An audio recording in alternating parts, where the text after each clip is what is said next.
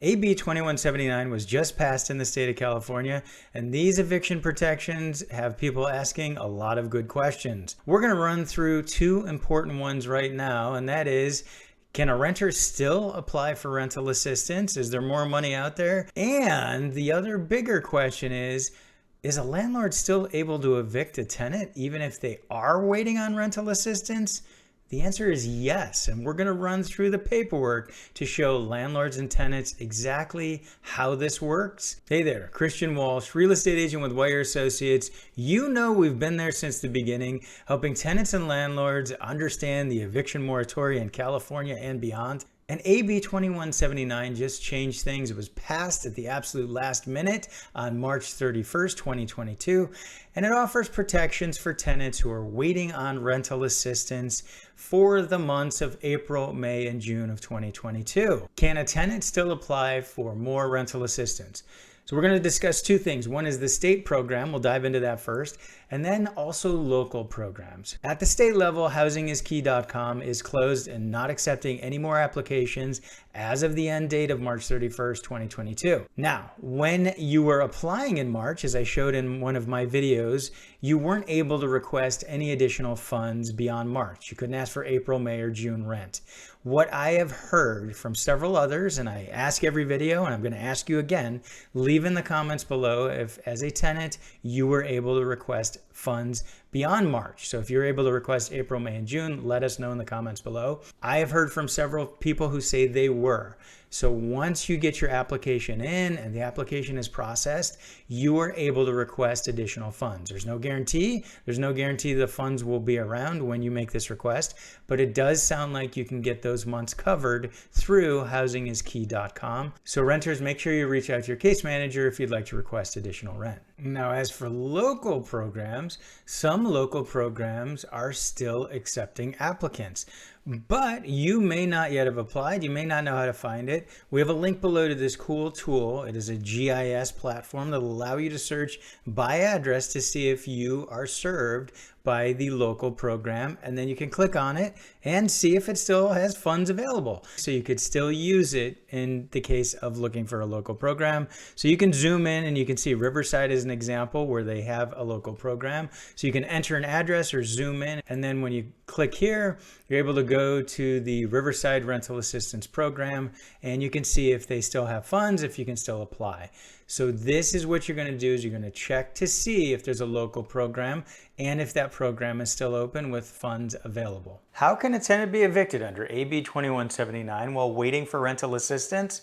We're about to dive into the law a little bit deeper. Now remember, as I always say, I can't give tax or legal advice, but for the most honest and up-to-date real estate advice, subscribe to this channel. I quite frankly am disappointed in what I'm hearing out there. Several folks I've spoken with who have run AB 2179 by attorneys are getting what I feel is unfortunately bad advice. So landlords and renters, make sure you're working with a professional who understands landlord and tenant law and furthermore understands the law as it's passed today. AB 2179 does offer protections to tenants in certain cases for back rent owed between March of 2020 and March of 2022, as long as they're waiting for rental assistance and applied before March 31st. But there's an interesting loophole that we're going to discuss right now. The easiest way to explain how renters can be evicted is to actually look at the 3-day pay or quit notices. Now this is all built into the bill, and it's a pretty simple difference between the pay or quit notices, and you'll see it immediately. That's the only thing that's different on these two forms.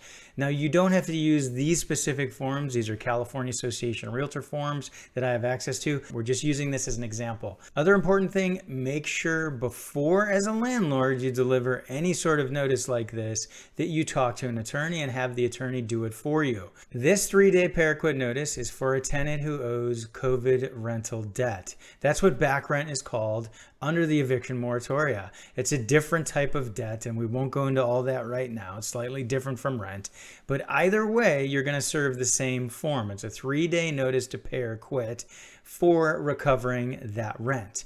Now, here's what's important. If it includes any rent, March of 2022, all the way back to March of 2020, if that's what you're putting on this notice, there's special language that goes on this form, and you can see it at the bottom.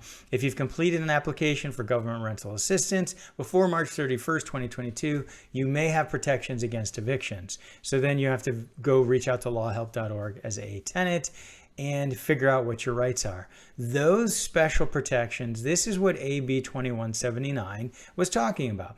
If a tenant is still waiting for the rental assistance, they can't be evicted. So what if a tenant misses April 2022 rent and also owes back COVID rental debt? If a landlord uses this form, in that case, they will not be able to evict the tenant because you must wait and see as a landlord what happens, whether the rental assistance comes through, and they're protected through the end of June 2022, waiting on that rental assistance. What is a loophole for landlords?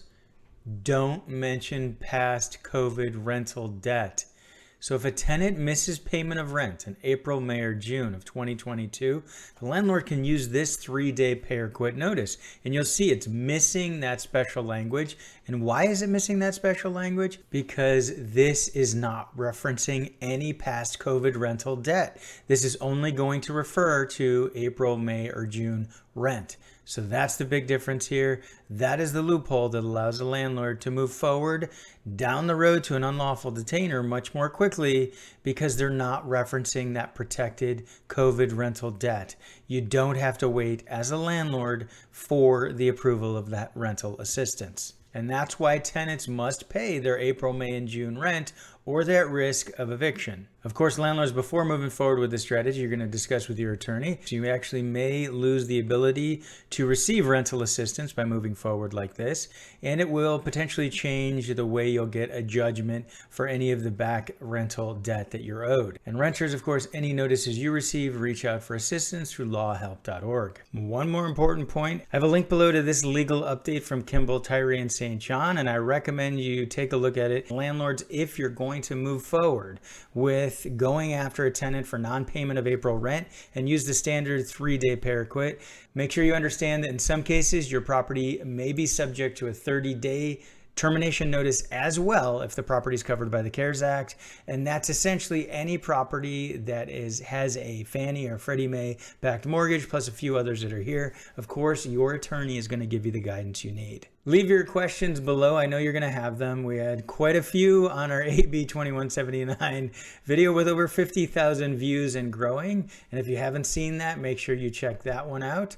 Plus, we're releasing a video on what AB 2179 did to the Los Angeles County eviction moratorium. So check that out as well. Make sure you subscribe to our free weekly email newsletter so you get these updates every week in your email inbox. We have a link below so you can do that. And check out this playlist where all the latest updates will sit. So if there have been any changes since you watched this, you'll be able to see in this playlist over here. Thanks for tuning in. This has been Christian Walsh, real estate agent with Wire Associates, and we want to hear from you.